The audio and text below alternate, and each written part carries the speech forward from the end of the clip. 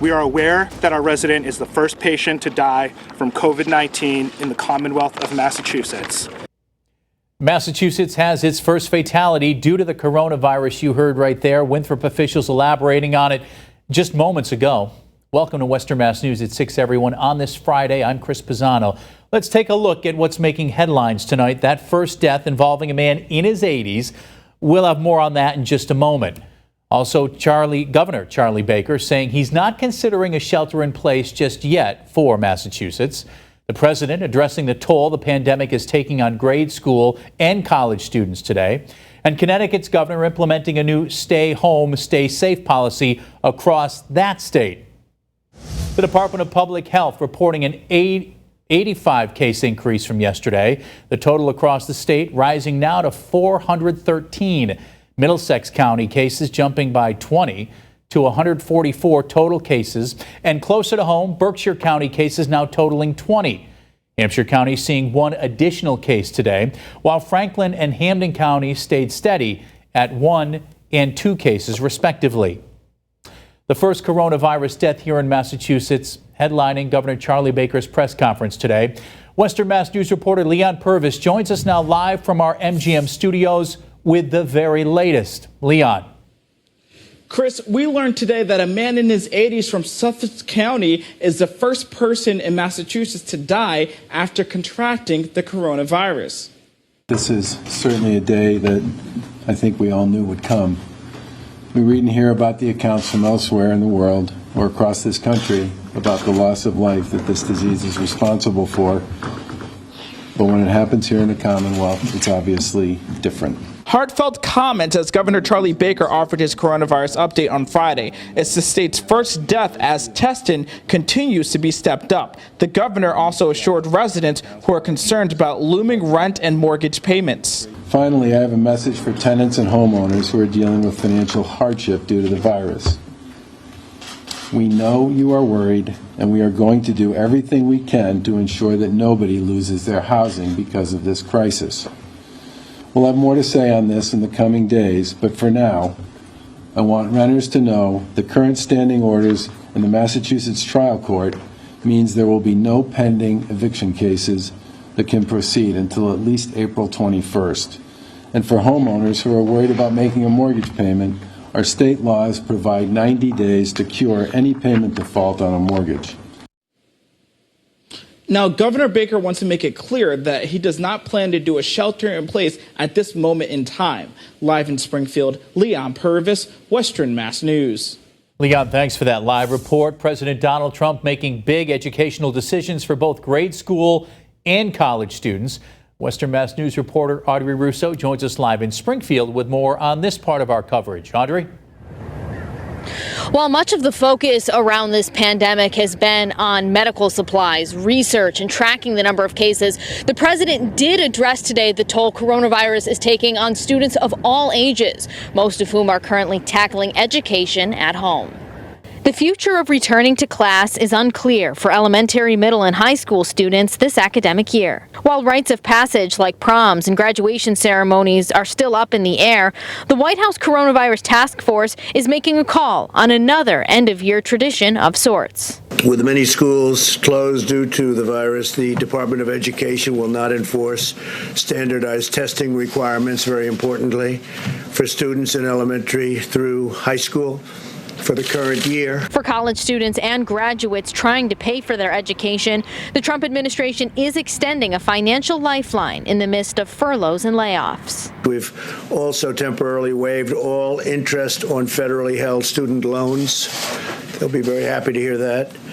And I've instructed them to take that action immediately. And today, Secretary DeVos has directed federal lenders to allow borrowers to suspend their student loans and loan payments without penalty for at least the next 60 days, and if we need more, we'll extend that. Western Mass News spoke over the phone to the director of financial aid for American International College. He says students now need to contact their lender directly if they're struggling to pay. If the student requests what's called an administrative forbearance, they'll be able to stop payments on their loans. But Stephen Podeswa says this plan benefits all student borrowers, even those who can continue to pay.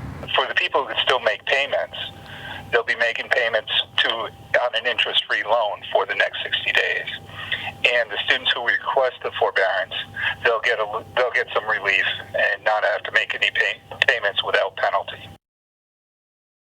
Again, this action from the White House is on federally held student loans, and it's for a period of 60 days. Only time will tell if the pandemic persists and if student borrowers will need more help staying afloat and avoiding defaulting on their loans.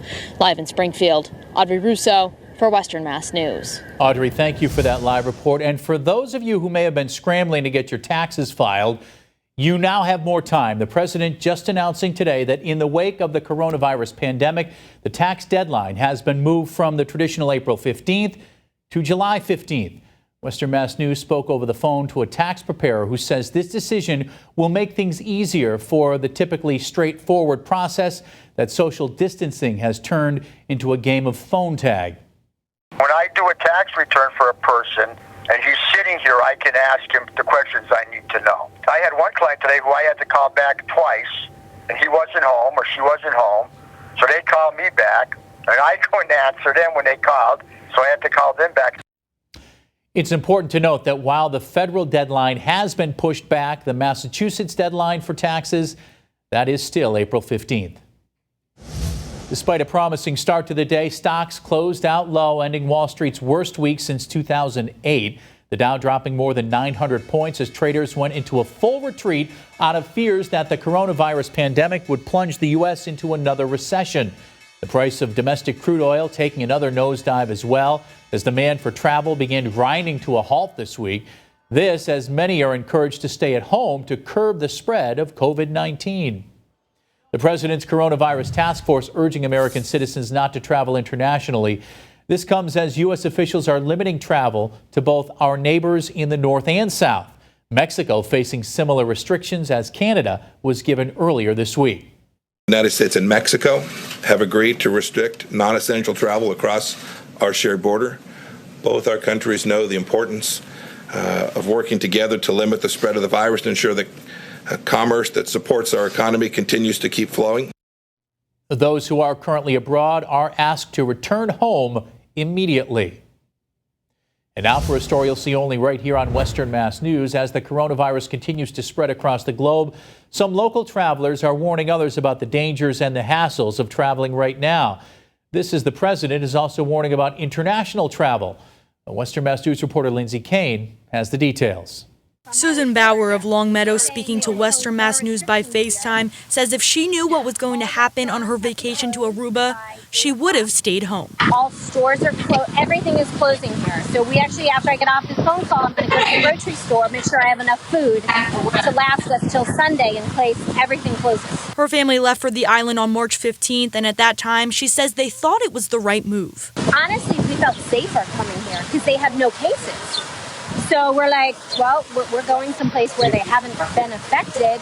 No travel restrictions have been imposed on the Caribbean because there weren't any cases. So we actually felt safer coming here. BAUER says when she left for Aruba, the island had 0 cases of coronavirus. But by the time her family got there were 2 cases. She says the airline they had flown on, JetBlue, gave them 48 hours to get off the island. And after that, no planes would be coming in or out. I understand that these are unprecedented times. I am not expecting them to endanger any lives, any of their employees, but they are the only airline that said you have 48 hours to get out of Aruba and then we are not flying any other planes. All the other airlines, American, Delta, something called Winair, I've never even heard of it. All of the other airlines said, don't worry, we are not going to abandon you. We are going to find a way to get you out. Western Mass News reached out to JetBlue, who says in part, in this instance, the customers decided to travel to Aruba on March 15th and then were notified on March 17th of the cancellation of the return flight based on sudden government restrictions. We operated multiple flights for the next 2 days from Aruba to the United States, including 4 flights to Boston, which all had space available. But BAUER says by the time she was notified, the flights were filling up, there were no refunds, and they were so disappointed in the way JetBlue was handling the situation, they are now returning home on Delta Airlines on Saturday. Until then, they are stuck on the island. It is sunshine and it is paradise, but everything is closing down. And to be quite honest, Aruba's amazing, but they don't want us here. They want to be safe, and I can understand that. They want everybody off their island that isn't from Aruba, and I understand that. And she says she wouldn't recommend traveling to anyone. I just think if you're traveling right now, you have to understand that we are living during a time right now where everything changes minute by minute, hour by hour.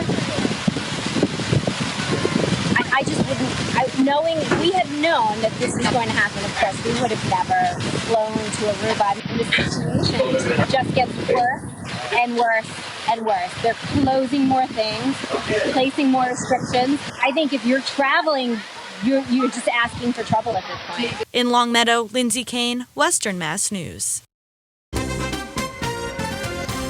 Got a nice rainbow picture sent to us by Heather Baez. I believe this is Holyoke as you look over towards 391. This is Heather's picture that she sent us. You see that nice little rainbow there just a couple days after St. Patrick's Day, so maybe she's following that pot of gold. Our storm systems are really starting to die down as they approach us. Just to the north of Berkshire County is the heaviest of the rain, and it looks to stay up there into southern Vermont. Still some light showers through southern Berkshire County and right along Route 7 in North Adams. Actually, in Adams, you're seeing a couple of those sprinkles. But by and large, the only thing we're going to be watching for with this as it passes through is maybe some gusty winds into this evening. So they hit the 70s in the Hudson River Valley. We've remained in the mid to low 60s. We just didn't get that sunshine that we were expecting. 62 for Springfield, same in Worcester, and 64 in Pittsfield. So after the front passes through, we're back to the clear skies, and that means sunshine for tomorrow. Tomorrow, we're getting back into the middle 40s, although it will be on the breezier side, 10 to 20 miles per hour. So that means it's feeling more like the upper 30s. We do have some more cold air to talk about for Sunday, and then some snow potentially for Monday.